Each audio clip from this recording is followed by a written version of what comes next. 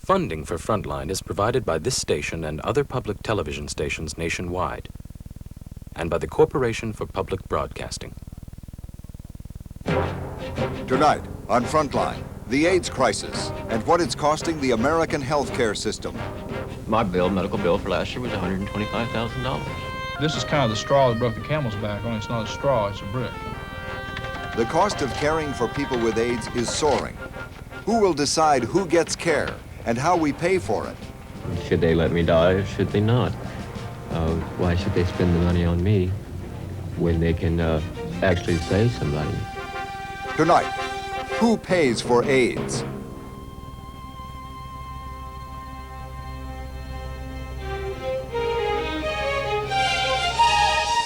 From the network of public television stations, a presentation of KCTS Seattle, WNET New York, WPBT Miami, WTVS Detroit, and WGBH Boston. This is Frontline with Judy Woodruff. Good evening. In the United States, every hour and 20 minutes, another man, woman, or child dies of AIDS.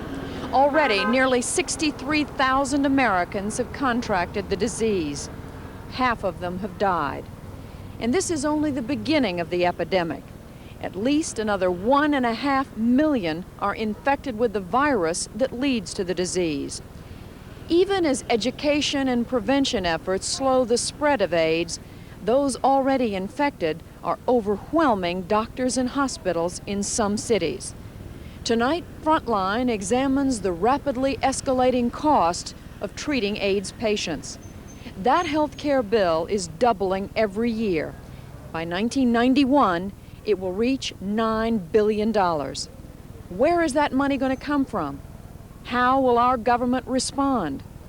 Our program is called Who Pays for AIDS? It was produced and reported by Martin Smith.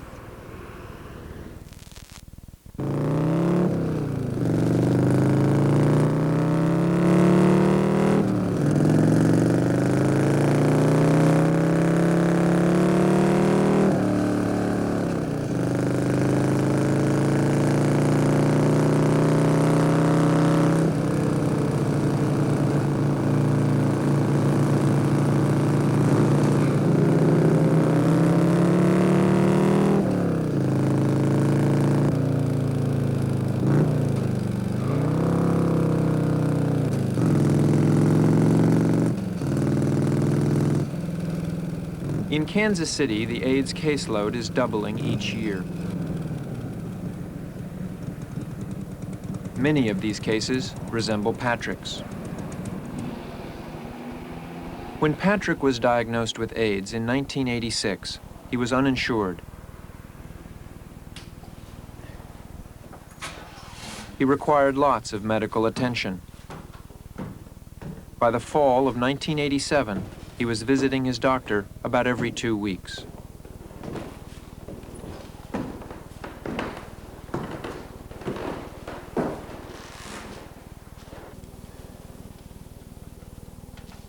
Once, Patrick worked as a carpenter and handyman.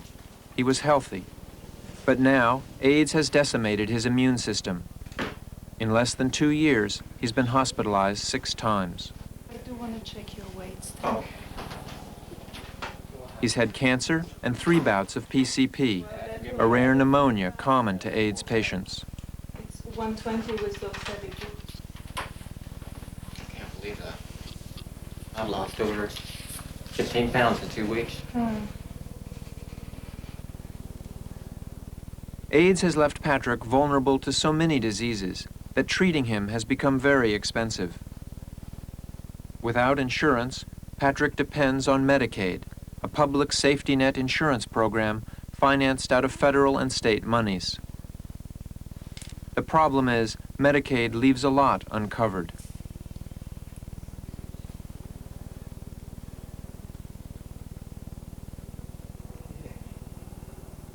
Okay, it's coming. The blood work she did, it's not covered. Any x-rays that I get won't be covered. No lab work will be covered. Sit over here. there have been times that I have been worried about when I walk through that hospital door and I owe them $100,000, are they going to accept me? And my medical bill for last year was $125,000. Start back on the AZT. Yeah, There are thousands of people in Patrick's situation. Because Patrick can't pay and Medicaid won't, his doctor and hospital must absorb thousands of dollars of Patrick's uncompensated care. Take a listen to these numbers. In fact, half of all AIDS patients are uninsured or on Medicaid. Their plight offers a disturbing view of how America's healthcare system works.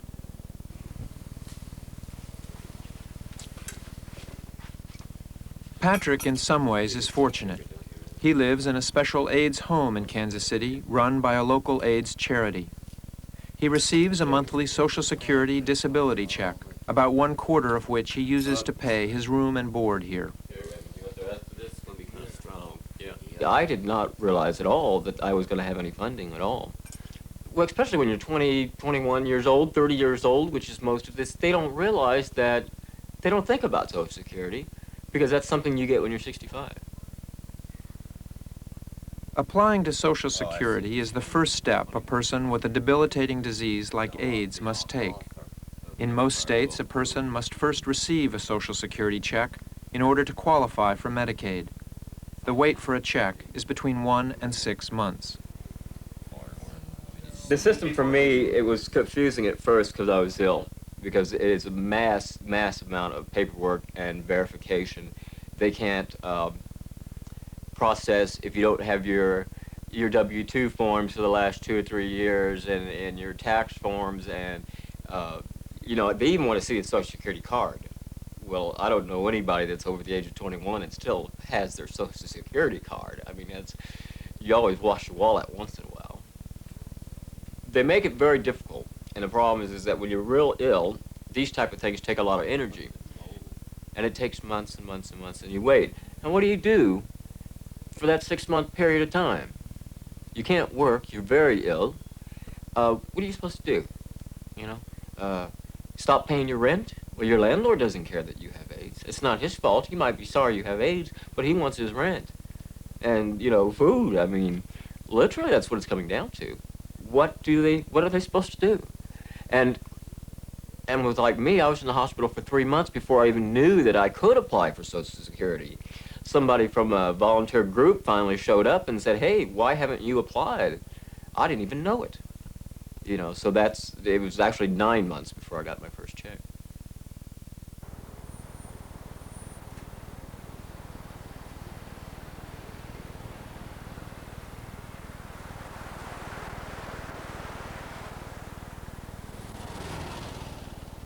The first case of AIDS in America was diagnosed in San Francisco in 1981. Since, no city has done more to care for people with AIDS. An active gay community mobilized early on to provide a range of patient services, from hospice and home care to legal and financial counseling. These services draw patients from all over the country. Yet even here, many people with AIDS fall through the cracks of the system. Connie Meters has been waiting for a Social Security check for 5 months. Connie is diagnosed with ARC, AIDS-related complex, a precursor to full-blown AIDS.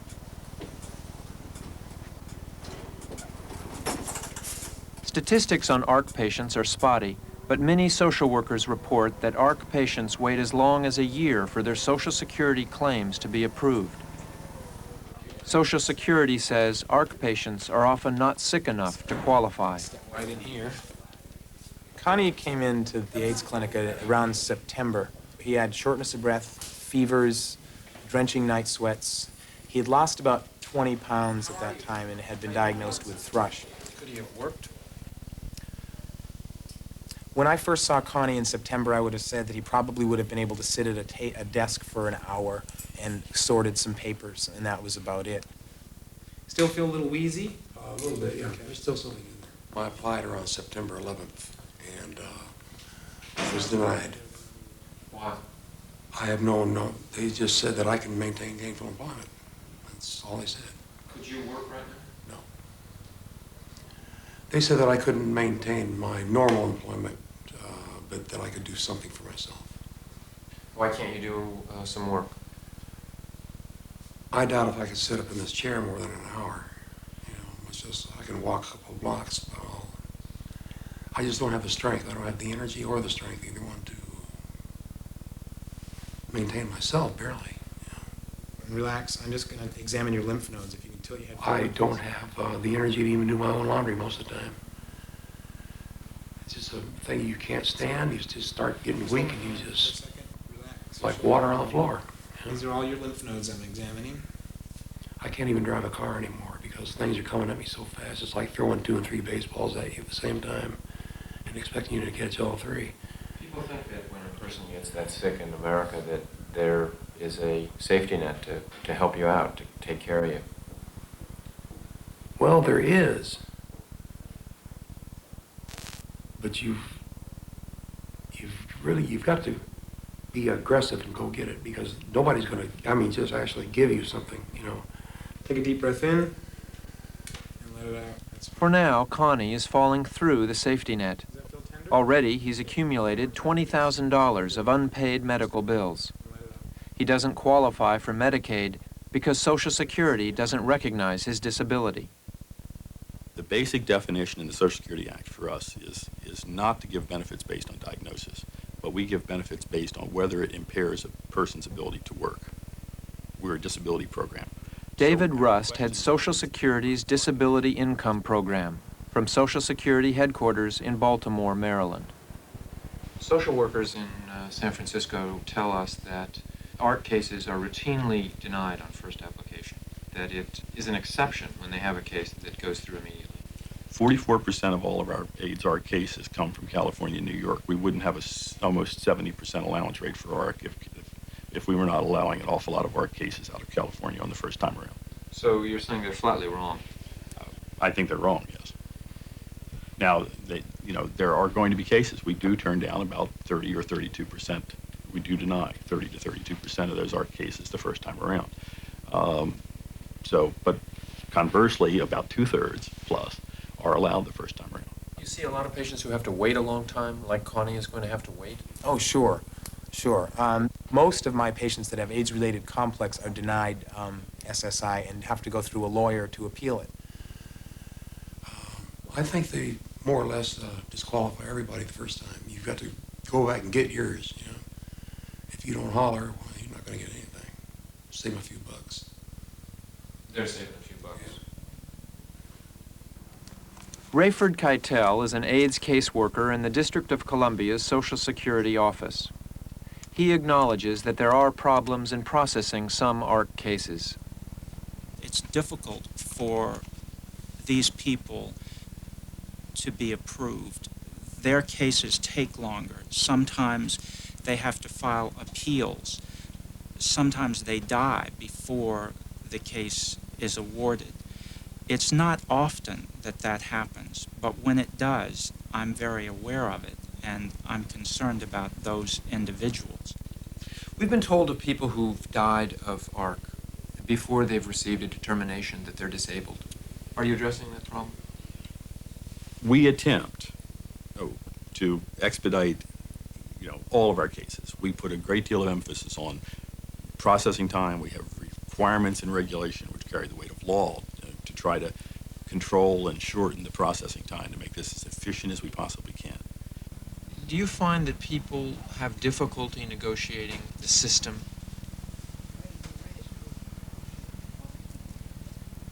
Well, some of our regulations are complicated.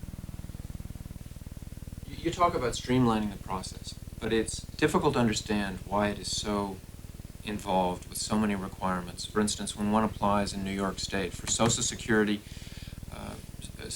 benefits, they have to bring with them a long list of IDs, an original birth certificate, original Social Security card, doctor's diagnosis, W-2 forms for the last 2 years, copy of lease or mortgage, copy of last canceled rent check, copy of recent Con Ed bill, copy of recent telephone bill, copy of most recent 3 checking account statements, copy of last 12 months activity for a savings account, and other information if you have it. We put out guidance like that from regional and district offices in an attempt to have people come to us with as complete an information packet as possible. It doesn't seem humane to the person that's disabled and sick and who has to go through this process. I don't know that I would call it inhumane. I think I wouldn't agree with you at all on that.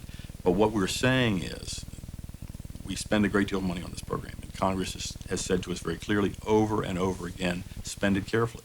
Be compassionate, but be careful. Dennis Hicks was diagnosed with ARC 18 months ago. While waiting for a Social Security check, he lost 40 pounds, developed several lung infections, and had to stop working. He sold off his assets and lived off the generosity of friends. His medical bill ran to over $10,000. A reply from Social Security came 7 months after his first application. I got a letter stating that in their estimation I was not disabled. And they even suggested to me in their letter that I attempt to seek work as a waiter or as a stock clerk. And I was frightened and humiliated. I felt like somehow it was being suggested to me that I didn't deserve these benefits, that I was somehow misrepresenting myself and my condition as though I were trying to cheat the system. And I felt really outraged that a system that, I had paid taxes into and benefits to for, most of my adult life, instead of offering me assistance, seemed to be covertly hindering my receiving it. Dennis Hicks received a Social Security check after waiting 14 months. Connie Meters waited 6 months. There are no statistics on the life expectancy of people diagnosed with ARC, but Connie and Dennis have, by a recent change in how AIDS is defined, been reclassified as AIDS patients. 87% of all AIDS patients die within 3 years.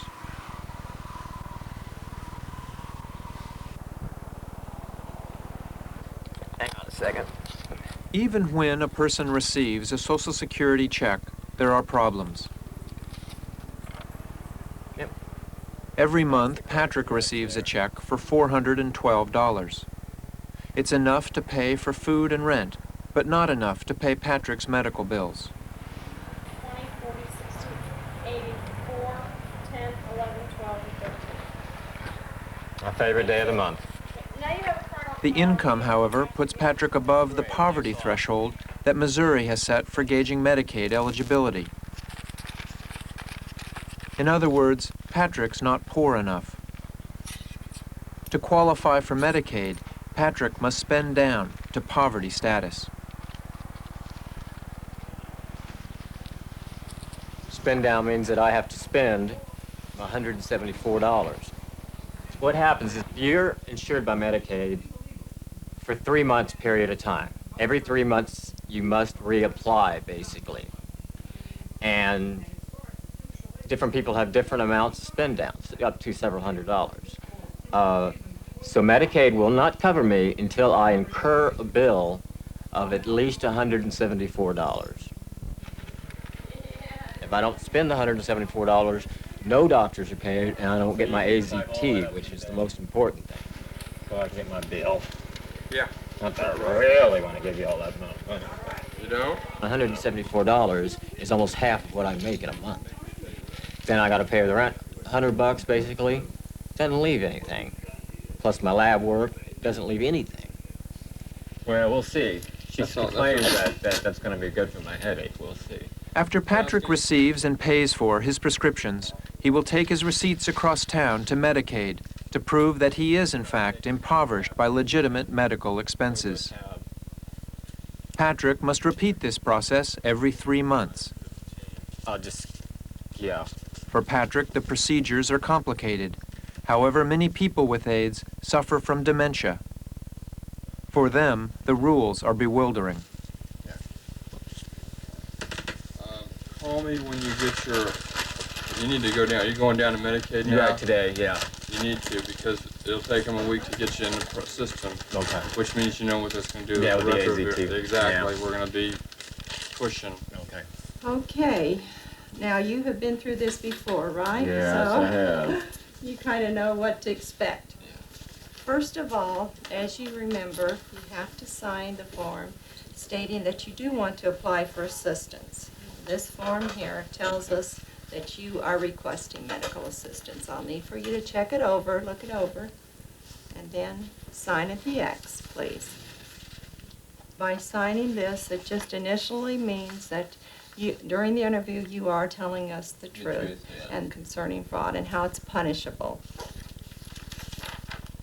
Okay. Patrick is not alone in having to spend down.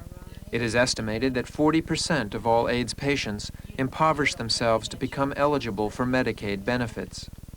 According to Medicaid officials, the paperwork is necessary to weed out those who are not deserving. It is a process all low-income people who need medical coverage, not just AIDS patients, must go through. Notes or mortgages that are owed to you, trust funds, funeral home deposits, or property in a safe deposit box. Okay. See, I don't understand why I have to do this every 3 months. Why don't they just, okay. you know... You just happen to fall under the spend down category because of your income.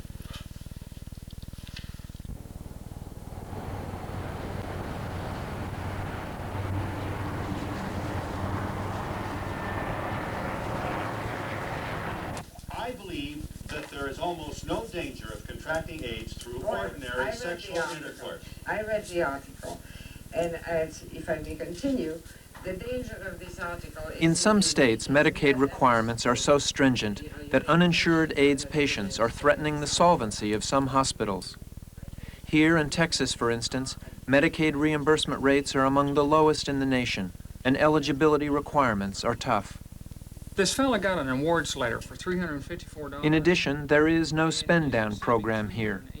If a person's Social Security disability check is more than $360 a month, a person simply does not qualify for Medicaid. A public hospital must pick up the bill. Social worker Mac McMurtry works at Parkland County Hospital in Dallas. Even some of our most indigent patients are too wealthy to qualify for Medicaid, and you wouldn't think that something like $360 would make a person too wealthy, but that's what happens. They get their disability income, and it's $405. They're not eligible for Medicaid with $405. Eric Clark is a case in point. Last year, he was a house painter with a thriving business. Then, last summer, he learned he had AIDS. He lost his job and his health insurance. Upon diagnosis, when the doctor told me when I had diagnosed me with PCP, my next question to him was, well, what was my life expectancy at this point? And he just didn't miss a beat, said 9 months. I don't have any coverage, Mac. I know. How are these bills handled? With all his savings spent, Eric is now a charity case. The cruel irony is that his Social Security check simply makes him too wealthy to qualify for Medicaid. You're telling me that if you get a bill for $2,801, that upsets you? That's just one of the bills, and you know that they're going to continue to come in at a greater rate. In fact, most of Parkland's patients are charity cases. Patients with private insurance have gone to private hospitals. Parkland gets the rest. Here, only 36% are covered by private or Medicaid insurance. Among AIDS patients, the numbers are worse. Only 22% of them are covered. Last year, the AIDS care bill at Parkland was $3 million. This year, it's expected to triple to $9 million. The situation is further complicated by the cost of new drugs for AIDS treatment. AZT is the most effective treatment to date for AIDS, but it costs nearly $800 per patient per month. Eric Clark's doctor prescribed AZT and told him it was the only way he could possibly extend his life. Not being able to afford the insurance, I had no earthly idea where I was going to be able to get the AZT, and knowing just how critical it was for me to have that. The hospital policy is that if you're... Parkland Hospital said they would pay for Eric's AZT, but there was a catch, a 3-month waiting list. The drug was available, but the hospital didn't have the money to pay for all the people who needed it. Dr. Ron Anderson is Parkland's chief administrator. It was AZT. When it first came out, it was $8,500 per recipient per year. And if the hospital provided that, then that's a loss. I think that it's a national policy agenda that has to be addressed. What's happening really is a situation where here comes AIDS on top of a reimbursement system that's really sick. You have 37 to 40 million Americans without health insurance. You've got Medicaid that used to cover 61% of the poverty population, covering 37% of the poverty population. And why would we presume that we would take better care of patients with AIDS than we are with pregnant women and children? So this is kind of the straw that broke the camel's back, only it's not a straw, it's a brick. I think the whole thing has to be addressed broadly. It can't be dealt with solely by a community the size of Dallas, for example. It needs broad-based attention. Ruben is a 38-year-old Hispanic male diagnosed with PCP, history of IV substance abuse since age 15, heroin, cocaine, and speed. There are efforts to reform the system, to reduce costs without compromising the quality of care. These Dallas professionals get together each week to try something called case management. Here, a local Social Security officer, operators of an AIDS home, social workers, hospital representatives, church officials, and others discuss at one place and time individual AIDS cases. That's another problem. It will cease for reasons unknown at this time. I suspect, Walter, that he's received presumptive disability, which, you know, is only made for 3 months until they make a final determination. The idea is to avoid $800 a day hospital stays and to encourage alternatives such as hospice care, costing only $140 per day. The problem is that there are startup costs associated with reordering the healthcare system. We need more money for home care, home nursing, home attendant care, homemaker assistance. The money is not there. Traditionally in this country, social medical problems that exact very high prices are responded to by the federal government, and quite frankly, I think that's the only place where sufficient resources can be made available to respond appropriately across the country. The reason I oppose and will continue to oppose a special AIDS financing program is that says for all other purposes, we were going to put special money into AIDS, and therefore states will not be able to put money into cancer treatment or children with handicapped conditions. I just believe that Medicare and Medicaid are broad entitlements, and people who have illnesses ought to get treatment, and we ought not make special carve-outs of money for people with one diagnosis.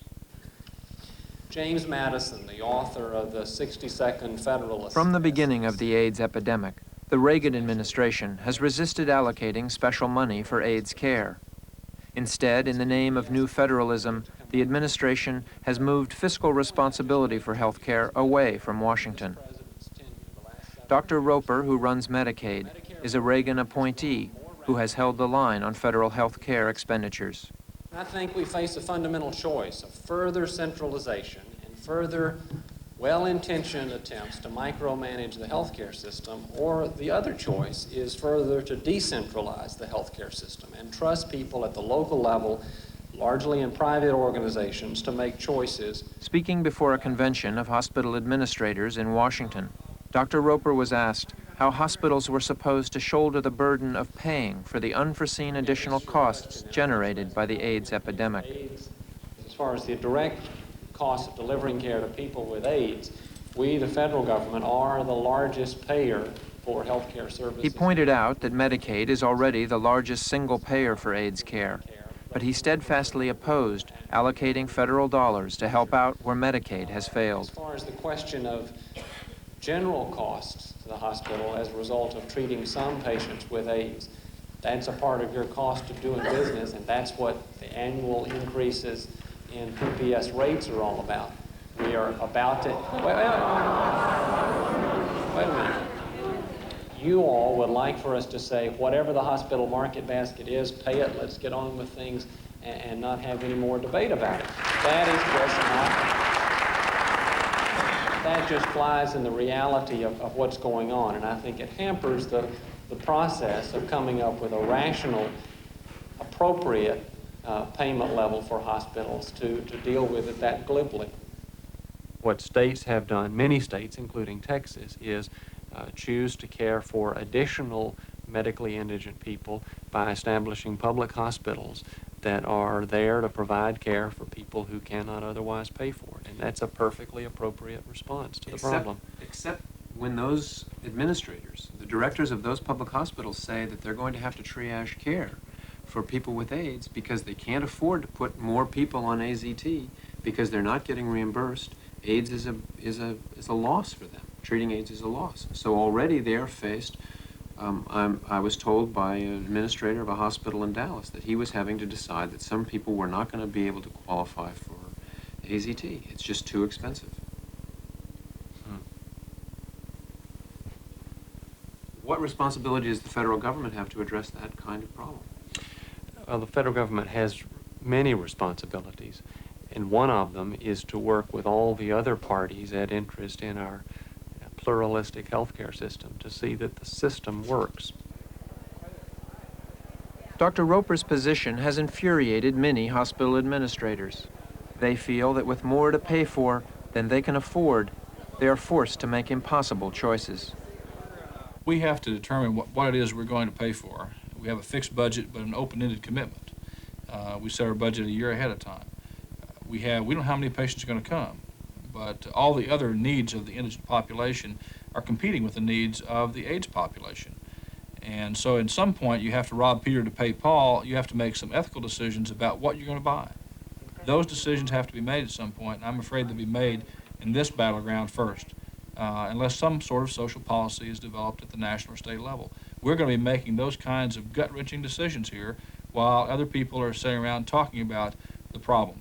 It'll be so real to us at that point that we probably will be rationing care. What is Dr. Ron Anderson at Parkland Hospital supposed to do to solve his financing problems?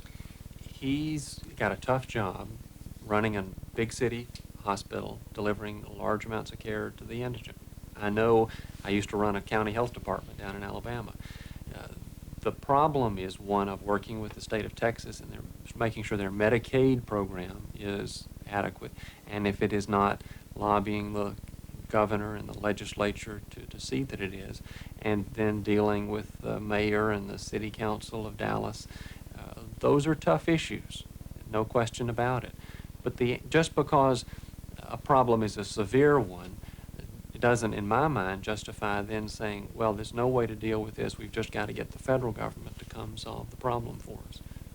We will never be able to give the hospital enough money to solve all the problems and cure all the problems that the hospital would like to do, simply because there will never be that much money.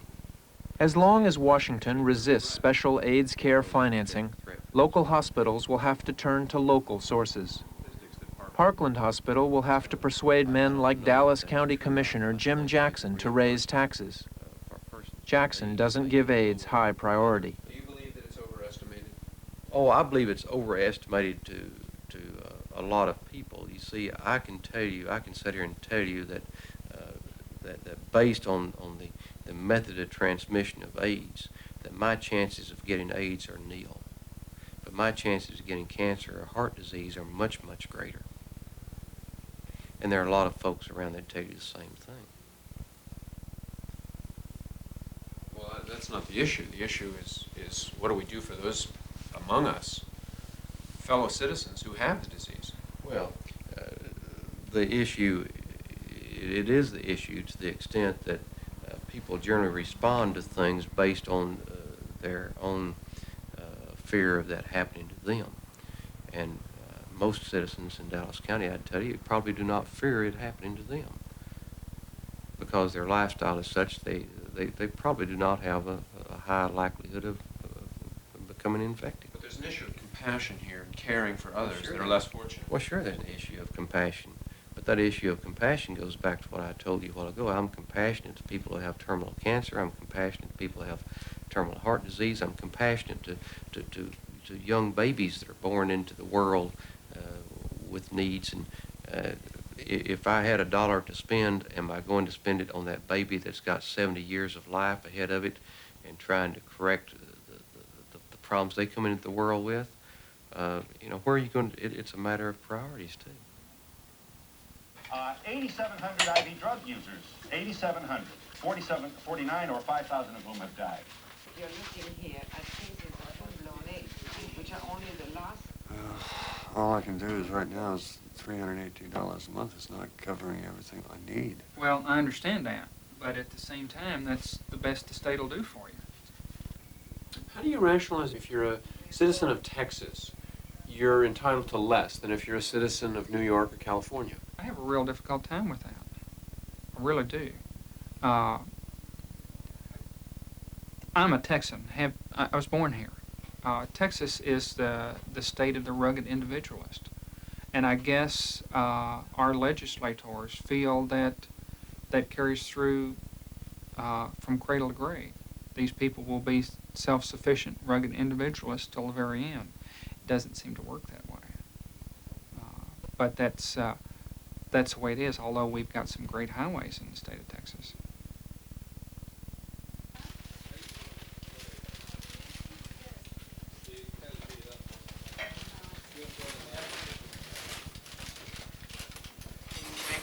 You all right, Jim?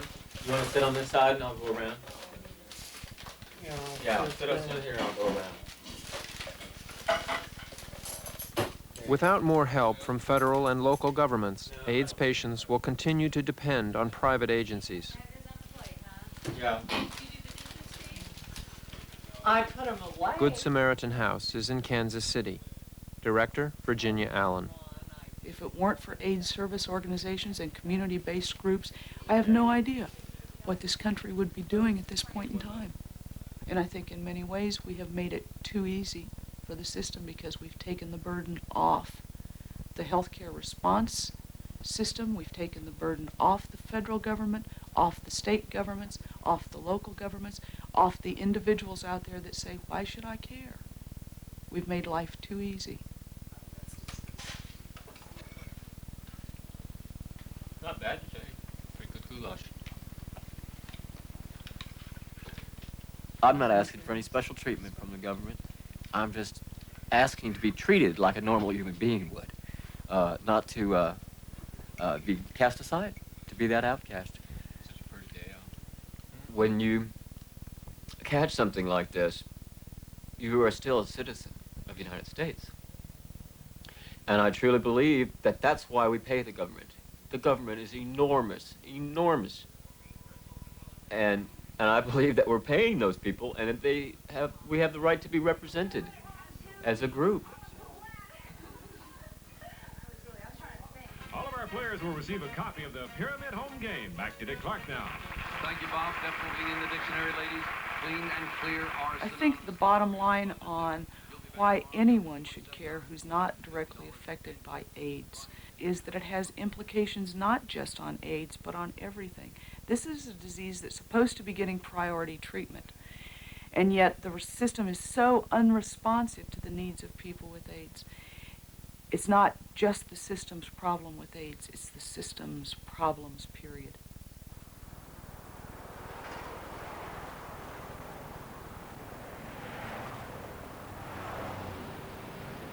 In New York City, the number of people infected with the AIDS virus is staggering. Public health officials believe that there are as many people infected here as there are in the rest of the country. In New York's poorest neighborhoods, where already there are epidemics of homelessness and violence, the AIDS epidemic is spreading fastest. In the next few years, people from these neighborhoods will overwhelm the city's hospitals. In just 3 years, AIDS patients will occupy between 25% and 50% of all city hospital beds. The need for housing, home care, nursing care, and hospice alternatives is desperate. Bailey House in New York's Greenwich Village is a private facility that holds 44 patients. It is the only such AIDS residence in the entire city.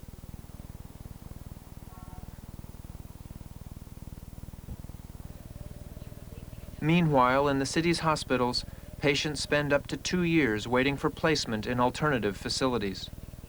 A New York hospital bed costs between $800 to $1,000 a day.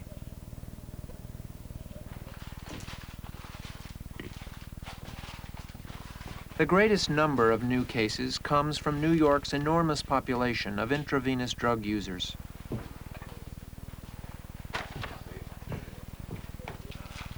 There are an estimated 400,000 people who use needles to take drugs in the U.S.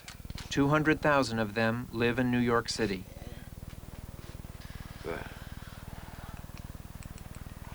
It is estimated that around 1/2 of these drug users are infected with the AIDS virus.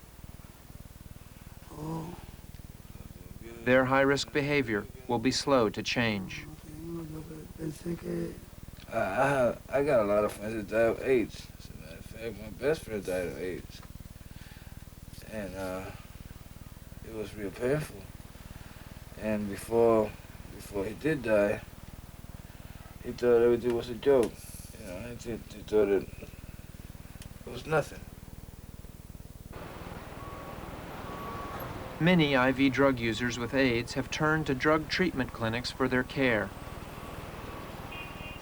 This clinic in the South Bronx was initially set up by Montefiore Hospital only to treat heroin addicts with methadone, a heroin substitute that assists with drug rehabilitation.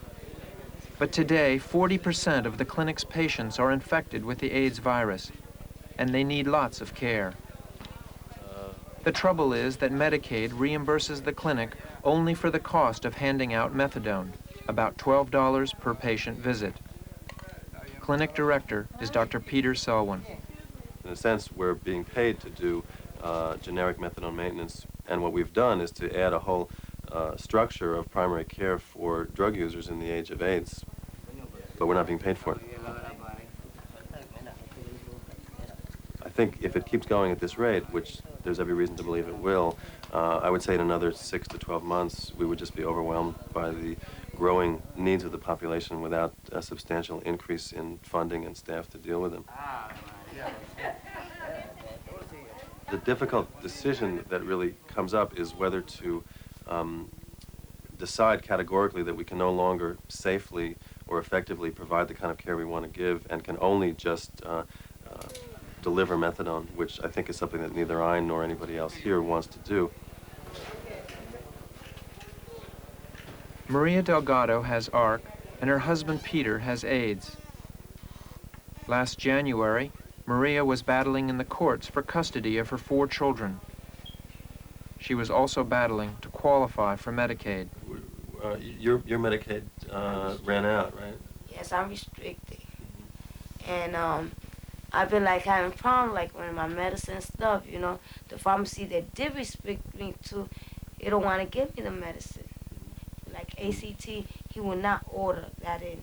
In the case of someone like Maria, between dealing with her husband who has more advanced disease than she does and has been in and out of the hospital, and their 4 kids, to have to deal with those problems to begin with, which are overwhelming enough for anybody, and then add on top of them all of the intricacies of the Medicaid and entitlement system, which she's been forced to negotiate by herself, it's miraculous to me that she managed to come up with anything at all. They might just send me to SSI, which is better. But now they want to send me to work. They say that AIDS is nothing, it's not a sickness that I can't work. But I feel tired to go and work for. But they want me to work, so that's what I'm working on, so I'm getting The case of Maria is not unique. For every person we interview like her, there are 100 others in this clinic who have similar stories with equally desperate lives in terms of being on the street, having children who are not cared for, not being able to get medication, not being able to pay for doctors. So it's really a generic problem. It's not something that can be reduced to any one person's shortcomings or failures. And how is it at your mother's? Is there room there for you? No, we sleep, me and my husband, we sleep on the floor for now. Because it's overcrowded, my 4 kids. The kids are there too? Yeah. The court placed them in my mother's for now. So, you know, they because my mother only got 4 rooms. And my sister has babies there, my nephew in the wheelchair, my 4 kids and my mother in 4 rooms, so we staying in the living room on the floor. I think the issue of AIDS simply highlights the fact that many of the systems have been affecting large numbers of people. Most of the people in public assistance, you know, about half of them are children. They're in families. And AIDS is the sort of hot topic right now, so it's highlighting something that has been existing all along, and we as social workers have known about it, and the people who live those lives know about it. We work predominantly with people who are low income, working class people who have had hard times. I have young people as young as 21 and 22, young mothers with kids, who are dealing with AIDS and with these crazy systems that they have to negotiate, and they have to try to twist and turn themselves to fit into regulations and just so that they can survive. I gotta go back to court on April 1st, but if I don't have no housing, I doubt it. They'll give it to me, but they might come up with my sickness, so they might not give me my kids. I remember you told me also that sometimes your mother doesn't want you there and you have to... She throws us out. She tells us to leave, you know. So what happens then? We just like... The reason why my husband caught that pneumonia was because we were sleeping in the trains. Because if not out of shelters, they know you got AIDS, they will not take you in. I think AIDS should really be considered as a state of emergency in terms of not only medical care, but also all the kind of social entitlements and services that people need. But it's obvious that you can't even begin to talk about, say in her case, making the one intervention which has been shown to have an effect on the course of this disease, which would be to give her AZT. If she's living in the subway, it's meaningless to talk about her benefiting in any way from the scientific progress being made against this disease.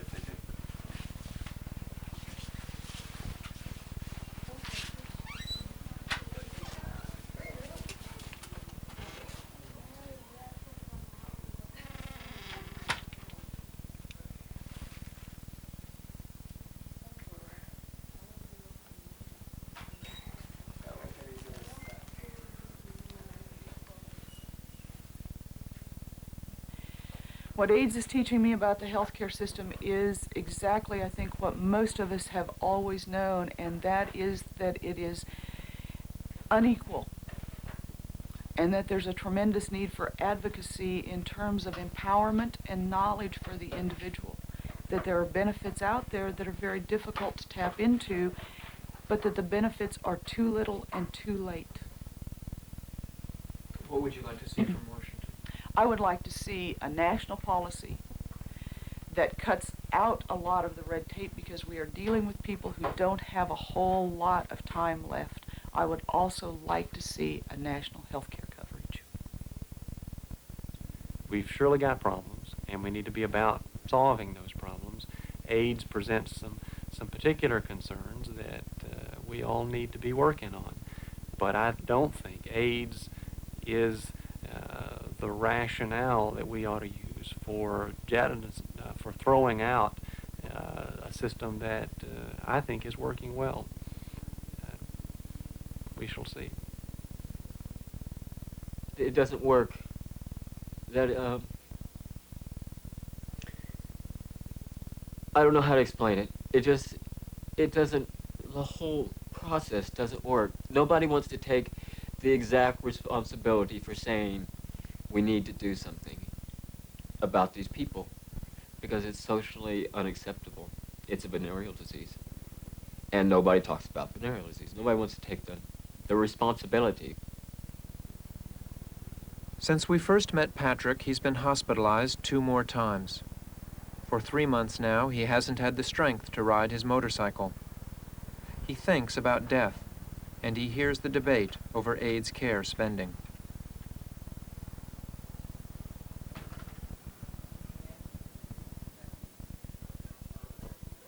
Should they let me die or should they not?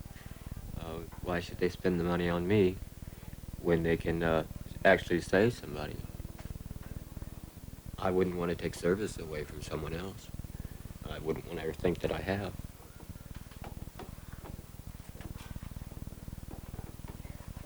There are a lot of drugs that extend your life, what I can understand them not wanting to spend $100,000 a year for 10 years to keep me alive, where they can take that $1 million and go to someone that it really will save. There's got to be a line somewhere where they say, okay, these people are a little more healthier than these people, and we need to spend the money on them. That goes again back to bureaucracy, where they have to make a decision of life.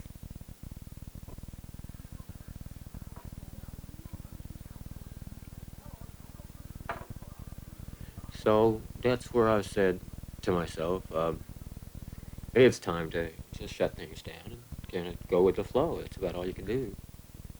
But you know you're not getting any better. And it's quite possible you will die shortly.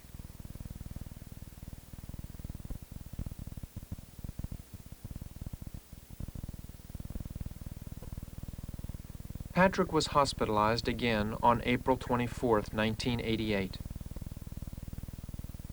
A week later, he stopped taking his oxygen. He died the next morning.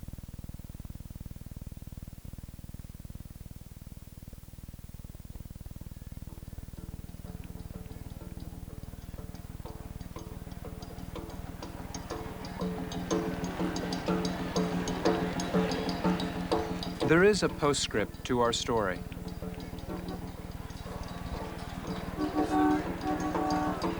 Last October, we began our filming at a march on Washington, D.C., organized by the National Gay and Lesbian Task Force.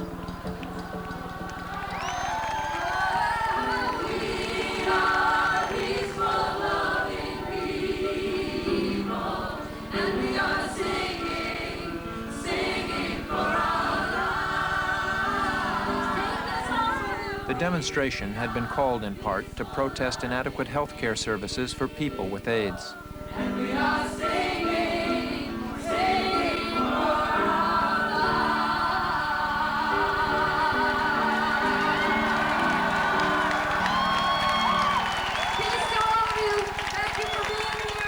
People came from all over the country to have their protests seen and heard.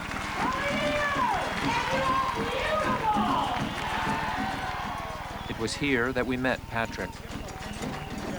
Yeah, let's hear what we think of them! But backstage, something else was happening.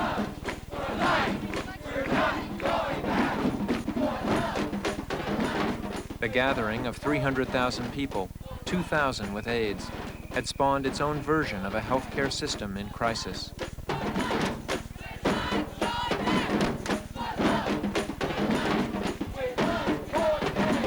Dr. Reed Tuckson, the health commissioner of Washington, D.C., was concerned. The demonstration was running overtime. Buses that were supposed to take people with AIDS back to their hotels were leaving.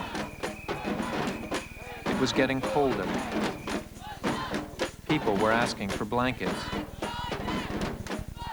The health commissioner was worried someone with AIDS might die on the Capitol Mall.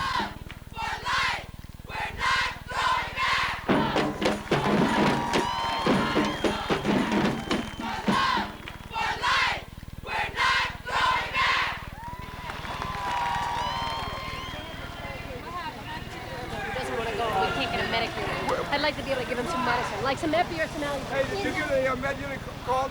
You called for a medic unit? As we looked at these scenes many months after the demonstration, they seemed to be a metaphor for what is already happening in many communities hard hit by the AIDS epidemic. You got Red Cross down there now. Okay, we called you to take care of the back road. Right. Okay.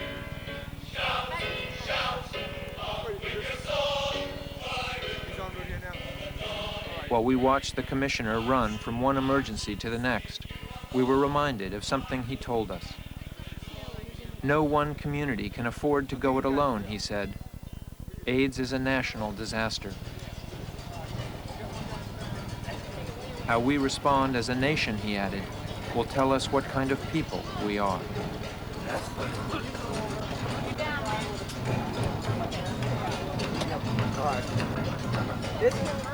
Maria? All right. Where did 20 They're en route now. You just tell me en route to get the blankets. They claim you only have 30 right now. We'll take 30. If there's any problem with the bill, just tell them that the Commissioner of Public Health will guarantee that the government will pay for it tomorrow, on Tuesday. Tuesday. Okay? All right, sir.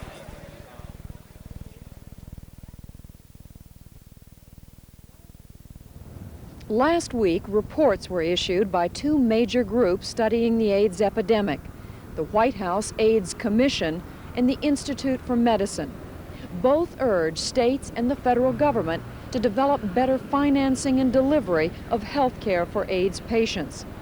But despite such calls for action, the bottom line for now is that there is no major legislation underway to address the growing crisis of health care for AIDS patients. And AIDS experts say, in an election year, such action is unlikely. Thank you for joining us. I'm Judy Woodruff. Good night. Next week on Frontline, El Salvador, the war in Central America, which the headlines ignore. The U.S. has spent nearly $3 billion fighting communism here, but is our policy failing? It has not produced either peace, nor has it solved the basic problem of civil war, nor has it really strengthened the people in their democratic commitment. Watch Our Forgotten War on Frontline.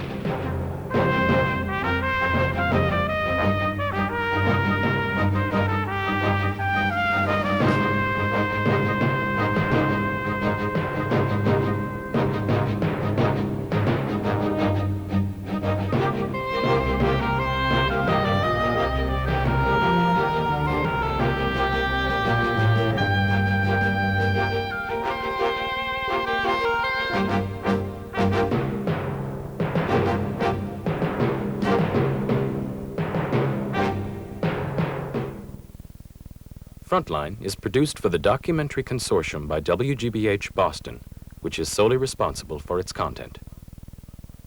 Funding for Frontline was provided by this station and other public television stations nationwide, and by the Corporation for Public Broadcasting.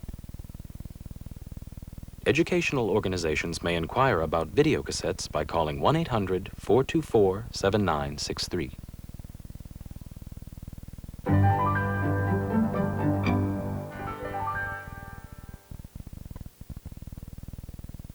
For a transcript of this program, please send $4 to Frontline, Box 322, Boston, Massachusetts, 02134.